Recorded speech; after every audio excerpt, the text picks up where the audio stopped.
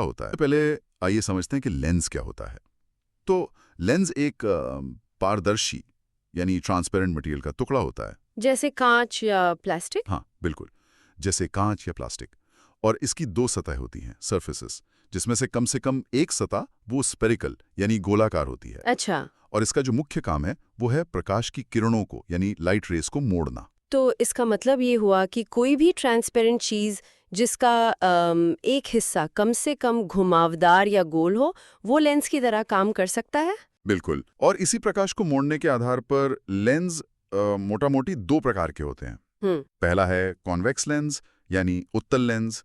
इसे कन्वर्जिंग या अभिसारी लेंस भी कहते हैं। कन्वर्जिंग मतलब क्योंकि ये प्रकाश की किरणों को एक जगह इकट्ठा करता है। एग्जैक्टली और दूसरा है कॉनकेव लेंस यानी अवतल लेंस।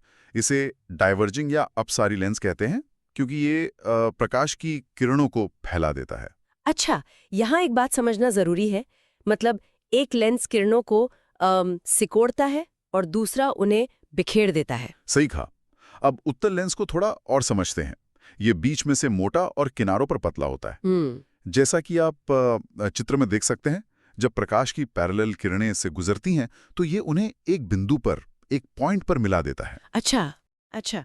तो जो मैग्नीफाइंग ग्लास होता है जिससे हम छोटी चीजों को बड़ा करके देखते हैं, वो भी एक उत्तल लेंस ही हुआ। एकदम सही। वो उत्तल लेंस का एक परफेक्ट एग्जाम्पल है। अब इससे जुड़ी कुछ जरूरी शब्दावली यानी टर्मिनोलॉजी को समझ लेते हैं। जी। पहला है प्रिंसिपल एक्सिस या मुख्य अक्ष। ये एक काल्पनिक सीधी रेखा है जो लेंस को बनाने वाले दोनों गोलों के सेंटर्स ऑफ कर्वेचर से होकर गुजरती है। सेंटर्स ऑफ कर्वेचर हम्म। मतलब जिन गोलों का हिस्सा लेंस है हाँ, उनके केंद्र। हाँ, बिल्कुल। जैसा हमने कहा, लेंस दो गोलों का हिस्सा होता है।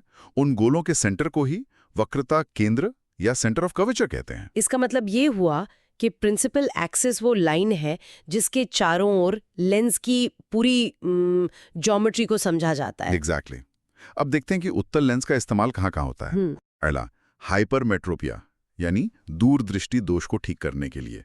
ये वो स्थिति है जिसमें पास की चीजें धुंधली दिखती हैं। अच्छा। और दूसरा, मैग्नीफाइंग डिवाइसेस में यानी आवर्धक उपकरणों में, जैसे कि माइक्रोस्कोप, टेलीस्कोप और कैमरा लेंस में। अच्छा, मतलब कैमरे से लेके दूरबीन तक इन सब में उत्तल लेंस का ही कमाल है जो हमें दूर या बहुत छोटी चीजें साफ दिखा पाता है। जी हाँ।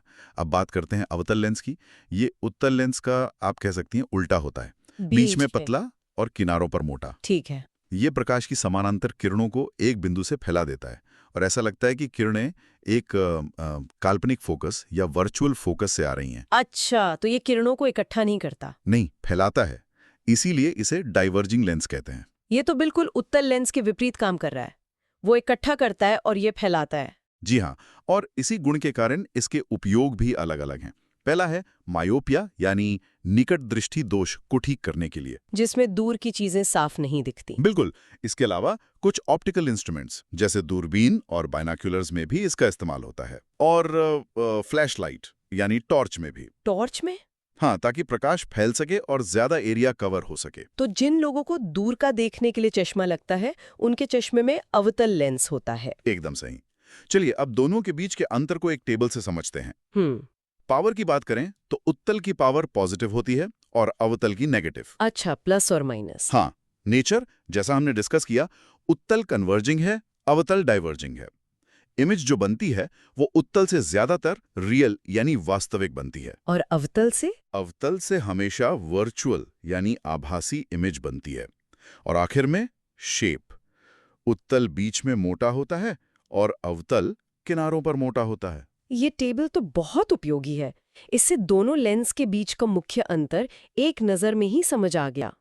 अब एक बहुत ही महत्वपूर्ण कॉन्सेप्ट पर आते हैं, लेंस की क्षमता या पावर ऑफ लेंस। अच्छा। कोई लेंस प्रकाश को कितना मोड़ सकता है, यही उसकी पावर कहलाती है।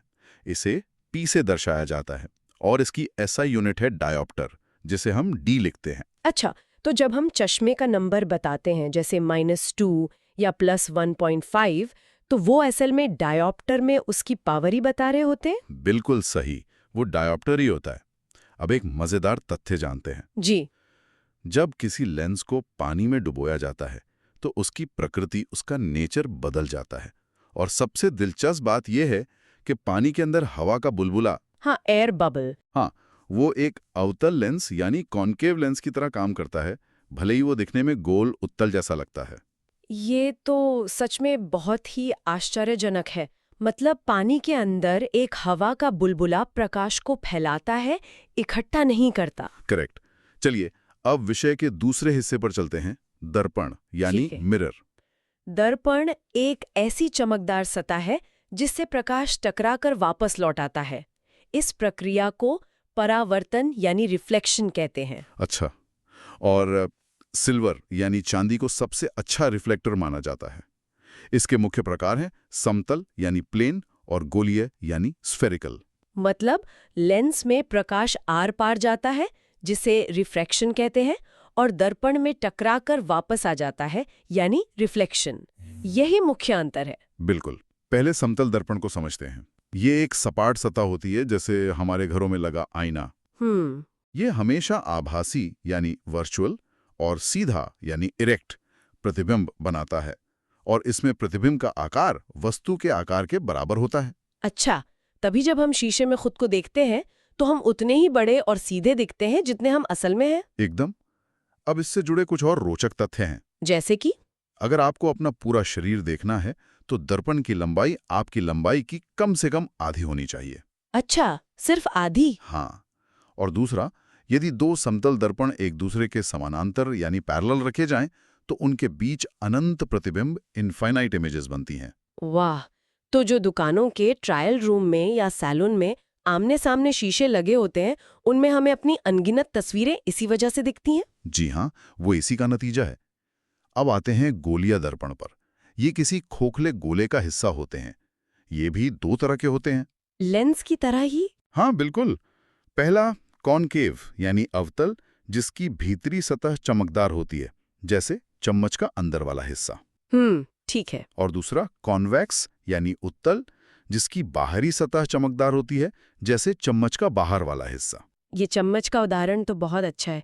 इससे अवतल और उत्तल दर्पण को याद रखना आसान हो गया। अब अवतल दर्पण प्रकाश को एक बिंदु पर केंद्रित करता है, इसीलिए इसे कन्वर्जिंग मिरर भी कहते हैं। इसके उपयोग हैं कहाँ-कहाँ? गाड़ियों की हेडलाइट्स में, ताकि रोशनी दूर तक फोकस हो, शेविंग के लिए क्योंकि ये चेहरे को बड़ा दिखाता है, अच्छा। और दांत चिकित्सक यानी डेंटिस्ट भी दांतों को बड़ा और साफ देखने के लिए इसका इस्तेमाल करते हैं। अच्छा, तो इन सभी उपयोगों में एक ही सिद्धांत काम कर रहा है, प्रकाश को एक जगह केंद्रित करना या किसी चीज को बड़ा। इसके विपरीत उत्तल दर्पण प्रकाश को फैलाता है। ये डाइवर्जिंग मिरर है। कॉन्केव लेंस की तरह। हाँ बिल्कुल। ये हमेशा सीधा और छोटा प्रतिबिंब बनाता है, और इसका सबसे आम उपयोग है गाड़ियों में रियर व्यू मिरर यानी साइड मिरर के रूप में। अच्छा। ऐसा इसलिए ताकि ड्राइवर को पीछे का एक बड़ा क्षेत्र, एक वाइड व्यू दिख सके। अच्छा, इसीलिए उन शीशों पर लिखा होता है objects in the mirror are closer than they appear, क्योंकि वो चीजों को छोटा करके ज्यादा एरिया दिखाते हैं। एग्जैक्टली। अंत में दोनों के बीच के मुख्य अंतर को एक बार फिर से स्पष्ट कर लेते हैं। ठीक है। दर्पण यानी मिरर रिफ्लेक्शन पर काम करता है, जबकि लेंस रिफ्रैक्शन पर। सही है। मिरर में एक फोकस होता है, जबकि लेंस में दो। और मिरर अपारदर्शी यानी ओपेक होता है, जबकि लेंस पारदर्शी यानी ट्रांसपेरेंट। ये बहुत ही स्पष्ट सारांश है। एक प्रकाश को लौटाता है और दूसरा प्रकाश को अपने में से गुजारकर मोड़ देता है। आज का सेशन बहुत ही ज्ञानवर्धक था।